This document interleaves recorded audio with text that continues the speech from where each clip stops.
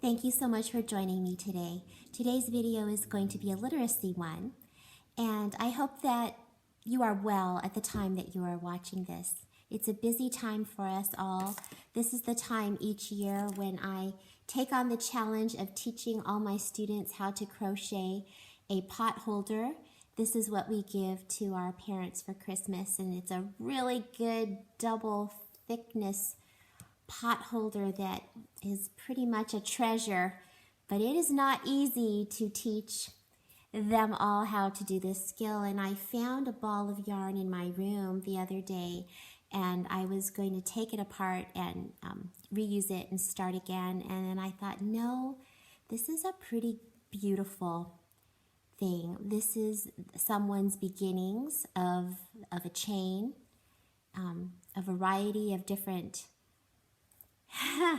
sizes. This is quite a section right in here, and I thought this is pretty much a representation of the challenges that we have in life, isn't it?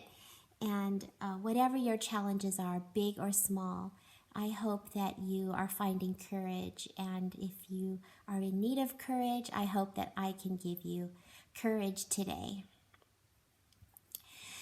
So literacy, writing, reading, spelling, it's all so connected.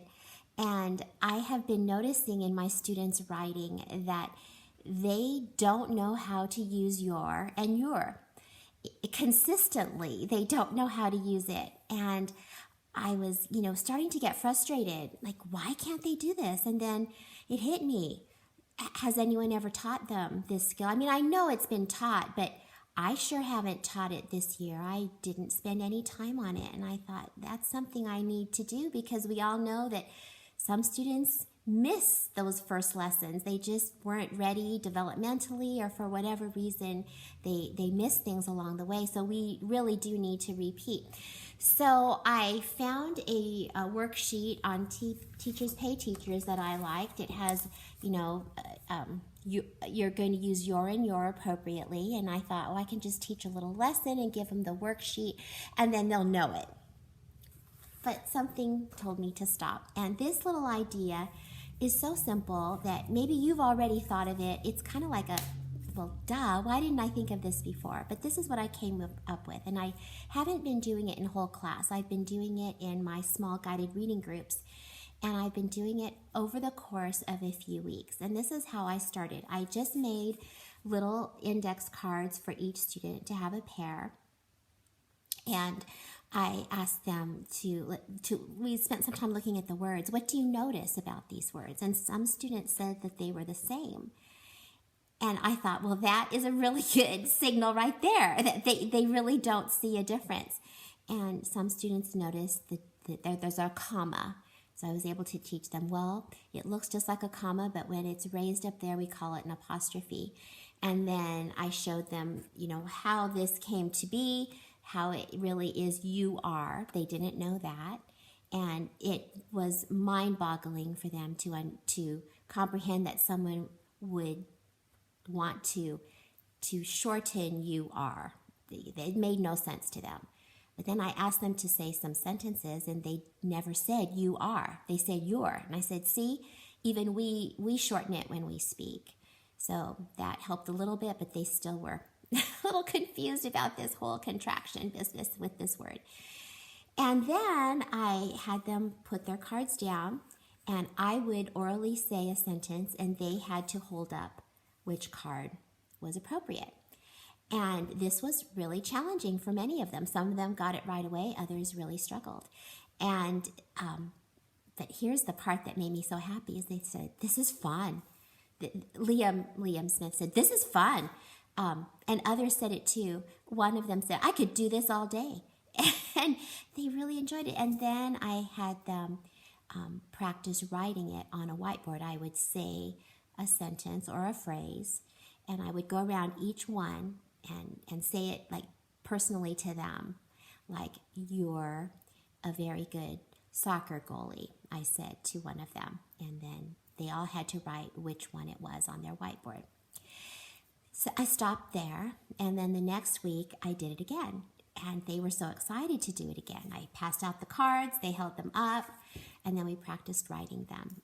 And I thought, am I ready for this little assessment here, this little worksheet? And I thought, no, just wait, Denise, just delay. And we did it again for a third week. And somehow it came to me, get their writing. So I said, go get your writing composition books, and let's look to see how you have used, if you have used your in your writing. And they were very excited to go get it. And then when they came back, I said, I'm going to teach you how to skim. And they didn't know how to do that. I said, it's not reading. You're taking your finger and you're just looking for your and your. And so we practiced that and did it. And some of the students had not used it at all. And I remember Elijah said, I didn't use it. And he was very disappointed. And I said, well, you had no reason to use it, Elijah. It's not that you did something wrong, but now when you do find a need for it, hopefully you'll know which one to use. And we found many other students who had your, and they had indeed used it in the correct way. And they were very excited. And I always struggle with editing with my students. They were very excited to make that change right there in their composition books. And that was really, I think, a very connecting portion of the lesson, because then we took it to their personal use of the words. And I'm curious now to see going forward if they will use the correct one, but we're going to keep practicing that. And I'm not sure when I'm going to give this. I do want to give it because, as you know, I can't stick something like this in my grade book. I need something like this. But we're having so much fun practicing how to use it. I'm delaying giving the little assessment of it. And then I was thinking, and you probably are too, what other things can we study after this? Well, there's the 2, 2, and 2, and the there, and there. So let me know if you try this, and I look forward to spending some time together with you soon again. And if you're feeling a bit like this, a bit out of sorts, again, I give you courage for today and courage for the week until we're together again. Goodbye.